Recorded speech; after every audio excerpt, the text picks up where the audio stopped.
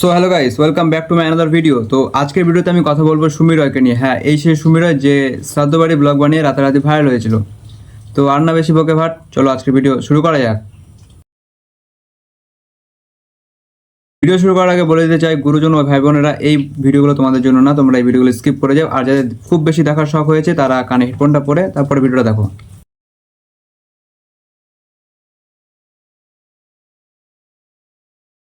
আচ্ছা, এই শ্রাবণ মাসে সবুজ চুড়ি কেন পরতে হয়? দেখ, তোকে একটা কথা বলতে চাই। তুই গেট রেডি শুট করছিস, ভালো কথা, আনবক্সিং করছিস, ভালো কথা। তার আগে তুই ভালো মতো উচ্চারণটা করতে শেখ। ওটা সবুজ চুড়ি, সবুজ চুড়ি না। ঠিক বলেছো। শুধুমাত্র এই সবুজ চুড়ি খুঁজতে গিয়ে আমাকে এত স্ট্রাগল করতে হবে সত্যি ভাবতে পারিনি। বেশ কি বলছিস? কলকাতার মতো জায়গাতে সবুজ চুড়ি পাওয়া যাচ্ছে না? আমাদের মালদাতে আসিস, এত সবুজ চুড়ি আছে যে তোকে ঢেকে দেওয়া যাবে। আজকে বাজারে গেছিলাম মায়ের জন্য নতুন শাখার ডিজাইন দেখতে, আর মাথায় এটা চলছিল যে আজকে সবুজ চুড়ি নিয়েই যাব, কারণ 3 দিন ধরে আমি ফিরে যাচ্ছি বাজার থেকে, কোনো দোকানে পাচ্ছি না। মানে এত তুই বাজারে গেছিস তোর মায়ের জন্য শাখার ডিজাইন দেখতে, ভালো কথা, শাখার ডিজাইন দেখ। তা না দেখে তুই কি করছিস? নিজের জন্য আংটি দেখছিস।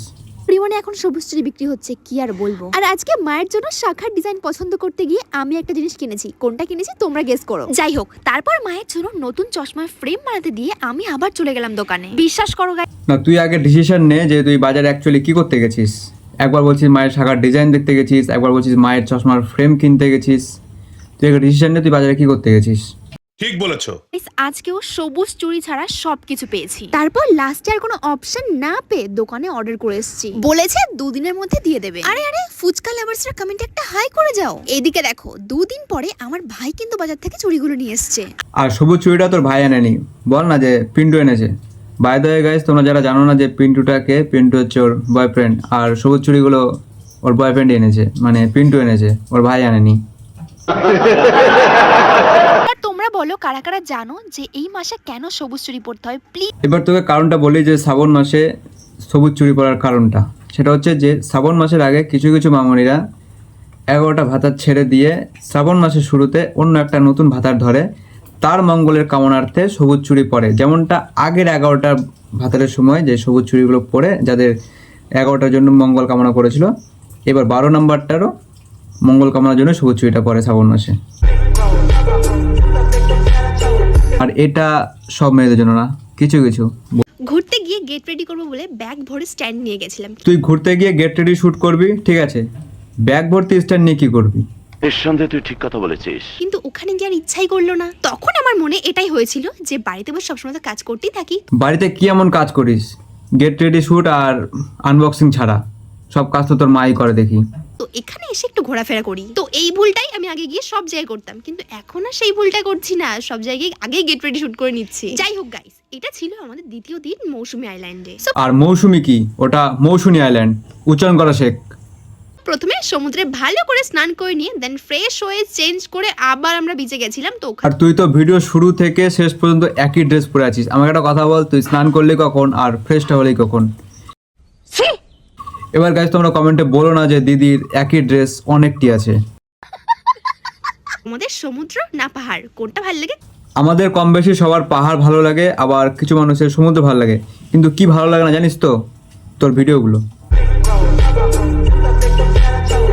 দেখো, চিকেন রোল তো দোকান থেকে আমরা সকলেই কিনে খেয়েছি, কিন্তু আজকে আমি এই চিকেন রোল খুব সহজেই বাড়িতে বানাবো। আচ্ছা, তোমাদের একটা সিক্রেট কথা বলবো। তোমরা কি জানো যে আমি আগে বাড়িতে কিভাবে চিকেন রোল বানাতাম? বাড়িতে মা যেই মাংস রান্না করতো, সে মাংসর সলিড পিসগুলোকে ভালো করে ছেড়ে নিতাম। তারপর সে মাংসর পিসগুলোকে একটা রুটির উপরে রেখে তার মধ্যে শসা, পেঁয়াজ, টমেটো, কেচাপ দিয়ে ভালো করে মুড়িয়ে খেতাম। পুরো রোলের মতনই লাগতো। হ্যাঁ হ্যাঁ, আমি জানি যে ব্যাপারটা প্রপারলি চিকেন রোল হতো না, বাট খেতে বেশ ভালোই লাগতো। তোমরা একবার ট্রাই করতে পারো। ওই আমরা তো কোনোদিন এমনটা করিনি। তুই করেছিস কারণ তখন তুই হাফ মেন্টাল ছিলি।